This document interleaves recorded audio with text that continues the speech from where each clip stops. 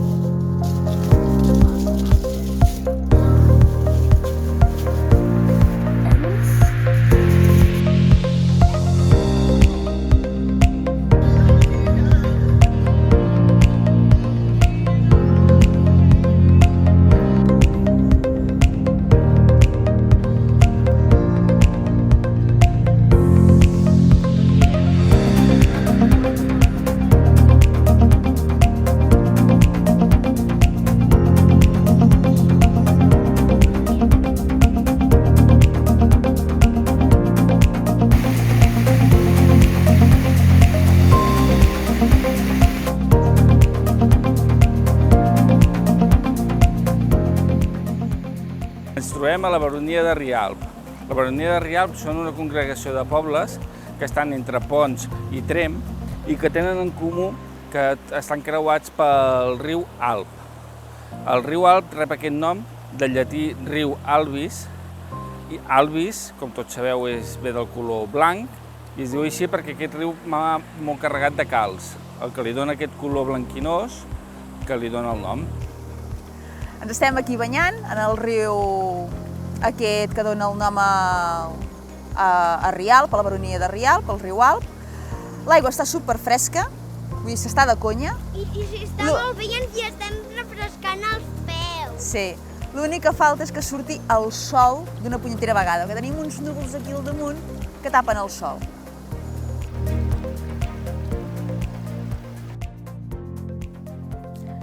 Estem al pantà de Rialp, ens hem banyat al riu Alp, doncs ara hem seguit la carretera, una pista, i hem fet cap al pantà de Rialp. Aquí al pantà de Rialp hi ha una àrea, que és l'àrea del dolmen, que és això d'aquí, que els dòlmens eren construïts, és de l'època prehistòrica, concretament de l'època de... Els prehistòrics ho van construir i ho feien servir a casa. No, de casa no.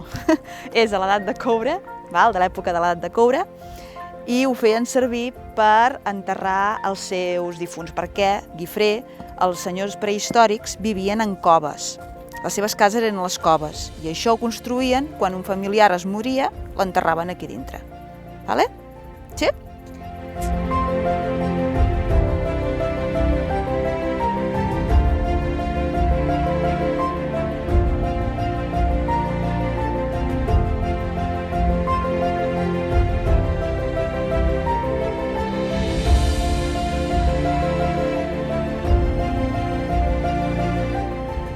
De Gualter i ara anirem a visitar el monestir d'aquí, del poble de Gualter, que no sé de quin segle és, si és del segle XII o segle XI. No tinc ni idea, ara ho veurem.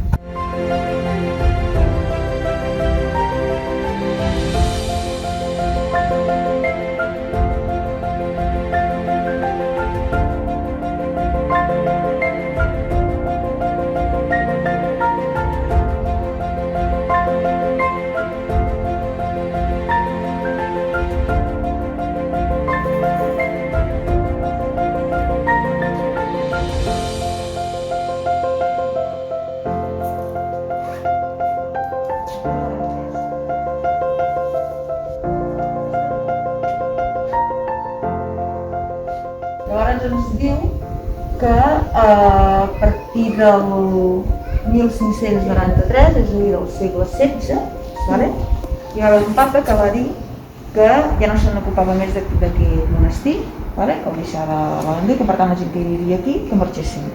A partir d'aquesta data s'abandona i amb els anys es va anar deteriorant, és a dir, cauen alguna pedra, ara cau una pilastra, cau un deixat. Hola! I llavors diu que no hi ha sostre perquè a l'any 39 quan ja s'acabava la Guerra Civil, que aquí hi havia un magatzem de pólvora. Vale? Dos llocs un magatzem de pólvora. Amb mala sort, aquest magatzem de pólvora què va fer? Pum! Va petar. I per això no hi ha sostre, no hi ha d'això, perquè va ser conseqüència de l'explosió que hi va haver. Aquesta cova que veieu aquí al davant és el santuari d'una verge que va bé. La verge que va haver és el santuari de Salgàs, que la paraula ve del lèxic àrab, que volia dir cova, per tant és el santuari de la cova, seria la traducció. Llavors ens diuen que hi ha dues llegendes sobre això.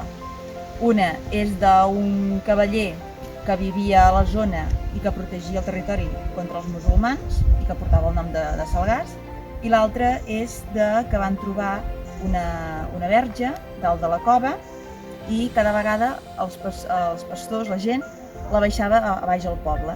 Total, que la verge tornava per misteris a dalt, a la cova, fins que van entendre que la verge tenia que quedar-se a dalt, a la cova.